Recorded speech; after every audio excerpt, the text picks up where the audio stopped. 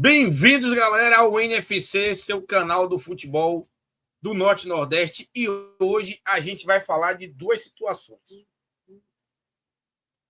que estão movimentando os bastidores do Esporte Clube Bahia. Situação do atacante Alejo Vélez, que começa a gerar uma certa preocupação a falta de gols lá no Rosário Central. Jogador que não vem fazendo gols. A gente vai falar sobre isso, vai trazer aqui os gráficos, entender que o mapa do calor dele de 2025, o mapa de calor dele de 2026, para a gente entender o porquê dessa falta de gols. Eu vou trazer aqui a minha explicação. Também uma possível saída do comando do técnico sub-20. Então, já deixa o like e vamos direto para a informação. A situação aqui do Alejo Vélez, do atacante Alejo Vélez, foi comprado por uma boa grana pelo Bahia e vem causando uma certa preocupação do torcedor referente à falta de gols. Eu fui pesquisar. 2025, 2026. Mudou de posição, né? Existe uma variação tática diferente do clube, o qual ele não está rendendo mais, ou é um problema dele mesmo de poder de finalização ruim? Então, referente a isso, eu pesquisei os dois mapas do calor, eu vou trazer para vocês, e vi que tem uma movimentação diferente no mapa do calor dele de 2026 para 2025. Para vocês entenderem, eu vou trazer aqui. E quero também um feedback de vocês em relação a essa situação. Será que é porque existe uma movimentação nesse primeiro trimestre dele que é diferente dos 16 jogos que ele fez pelo Rosário ano passado? Vou trazer aqui para vocês.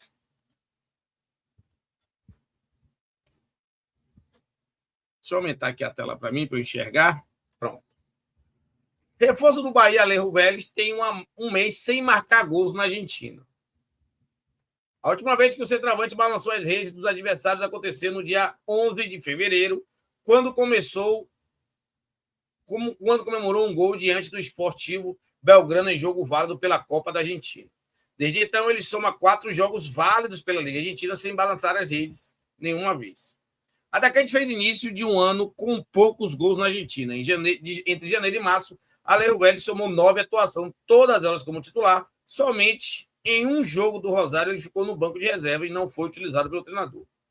Em 9 jogos, o atacante de 22 anos contabilizou 2 gols. Falando especificamente sobre Liga Argentina, Vélez tem 1 gol em 8 rodadas e é sobre a Liga Argentina que eu vou trazer aqui a informação. A efeito de comparação, na reta final de 2025, ele anotou 5 gols em 16 jogos. Ele jogou o dobro e fez 5 gols. Uma média ali de 3,1. A cada 3,1 jogos, ele fazia um gol. Só que agora ele tem 8 e apenas 1. E aí eu notei uma diferença no mapa do calor do Vélez. Eu notei uma certa diferença. E eu trouxe para vocês aqui. Vamos lá. Eu comecei com 2026. E para a gente só ver a diferença para 25. 2026, o Vélez, ele tem um mapa do calor muito intenso ali dentro da área, por ser um centroavante. Só que o que aparenta aqui é que o Vélez, ele volta para marcar numa linha pelo lado direito. Que você vê que tem uma certa intensidade aqui, né, no campo defensivo, como se fosse um 4-3-3 que ele baixa as linhas ali para ficar. Geralmente, o centroavante ele fica no centro ali do meio de campo, quando as linhas estão baixas. Quando essas linhas estão baixas, o centroavante ele dá uma recuada ali, mas fica ali no centro para puxar o contra-ataque, para fazer um pivô. No caso do Vélez, de 2026, esse ano, né, com a frequência de gols de 635 minutos, praticamente o triplo do ano passado, eu vou mostrar aqui. Gols por partida 0,1, finalização 2,1, chute certo 0,6, grande chance perdida 2. Esse é o velho 2026. Né? Olha os gráficos que só caem. Né? De janeiro para o jogo que ele fez com o Husky, material do SofaScore, viu, gente? 7,6 e vem caindo ali consideravelmente. Dá uma subidinha ali, dá uma barrigadazinha ali, né? No jogo de 1º de março, depois cai de novo no jogo do dia 11. Com a média ali de 6,51. O que sustenta essa média é a pontuação boa que ele teve ali, o 7,6 contra o Racing no dia 26 de janeiro. Aí vamos para 2025. 2025, o mapa do calor muda. Vocês estão vendo que não tem uma intensidade do lado do campo como se ele voltasse para recompor. Ele fica na posição de centroavante quando as linhas são baixas. Quando o time trabalha com a linha mais baixa. Então, onde ele fica, vocês estão vendo, bem no círculo do meio de campo, bem centralizado aqui, o mapa do calor dele bem intenso. Você vê também ele voltando aqui para aqui, com certeza são escanteios, e ele jogando de 9. Jogando bem por dentro, com pouca movimentação ali pelos lados do campo, mas ele bem centralizado e o mapa do calor dele bem intenso dentro da área. Vamos ver aqui, olha a diferença. Olha a diferença. Olha a diferença aqui agora. Então, ele consegue fazer 5 gols, com a frequência de gols de 272 minutos, gols por partida 0,3, as finalizações são maiores, a média vai para 2,4, os chutes certos aumentam ali para 1,1, e outra, deixa eu voltar aqui, as grandes chances perdidas aumentam, porque ele encontra mais oportunidades de gol jogando nessa posição. Então, possa ser que essa mudança de ele voltar mais, baixar uma linha ali pelo lado direito, você vê que os números são bem menores do que o do ano passado. Então, possa ser que essa nova movimentação tática esteja afetando o Alejo para poder voltar a fazer gols. Eu realmente não entendo porque mexe no que está bom. Né? Porque ele não joga mais tão centralizado. Porque ele, quando baixa as linhas, em vez de ele centralizar, não, ele volta mais para a direita. Aí tem que ver o que é o que o técnico pensou.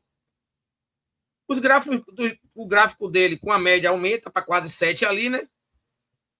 7,5, 7,3, 6,9, ali mantendo uma sequência legal ali de pontuação em 2025, que é quando ele chega ali, né, no Rosário.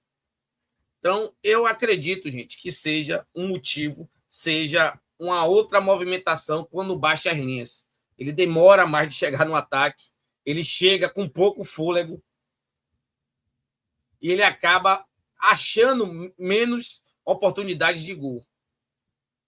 Você vê que chances perdidas são 7-2. E eu considero isso é que você acha para perder. Né? São 7 chances perdidas e 5 gols. São 2 grandes chances perdidas e apenas 1 gol no campeonato. Então, eu acredito que o Rogério faça essa leitura aí, junto com sua comissão técnica, para que quando ele chegue aqui em junho, ele renda o melhor possível. Agora, você, torcedor, qual a sua opinião em relação a essa queda de gols do Alejo? Você ainda tem esperança no segundo semestre aí de um Alejo chegando aqui, nos ajudando? Deixe sua opinião, que para mim é muito importante. Aí deixa eu voltar aqui, ó, que tem essa informação aqui, ó, do técnico sub-20 do Bahia, que pode estar de saída. E também eu quero que o torcedor deixe sua opinião em relação a isso. Né? O Planeta Bahia traz, e o BN Notícia traz também, BN Esporte, desculpa, traz também essa informação aqui. Palmeiras manifestou interesse na contratação de Leonardo Galbis, técnico sub-20 do Bahia. Velho, o técnico, o Galbis, é um cara muito experiente, muito rodado. E quem tá lá no Palmeiras é o João Paulo, né, que é baiano e faz esse trabalho de excelência lá no Palmeiras. Um trabalho ótimo. E o antigo técnico do sub-20 do Palmeiras foi para ser auxiliar da seleção brasileira sub-20. E o Palmeiras busca hoje no mercado um técnico para substituir. Ele vem de críticas. Quase rebaixamento. Eu vou olhar a matéria aqui. Quase rebaixamento do Galbis no Brasileirão. Perdeu a final para o Ceará da Copa do Nordeste. Feito o resultado lá e perdemos em casa. E teve a crítica ali também do Galbis no Baiano, né?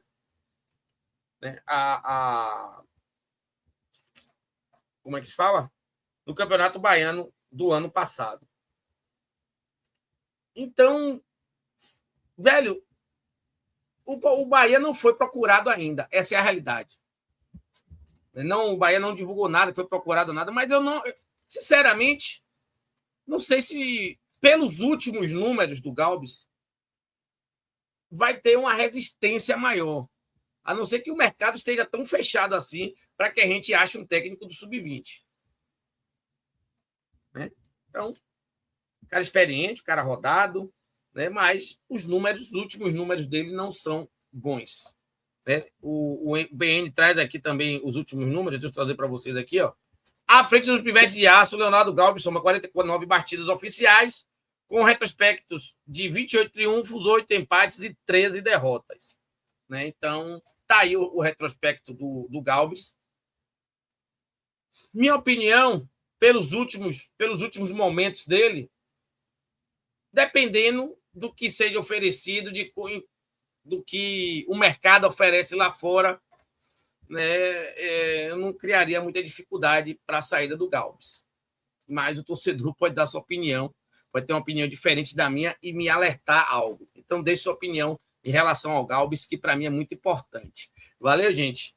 Gente, espero que tenham gostado do vídeo. Espero que gostem. Eu quero feedback de vocês em relação ao vídeo. E não esqueça de deixar seu like, se inscrever no canal NFC Futebol Norte-Nordeste e ativar o sininho para não perder nenhuma das notícias do futebol do Norte-Nordeste. Nos vemos no próximo vídeo. Fui!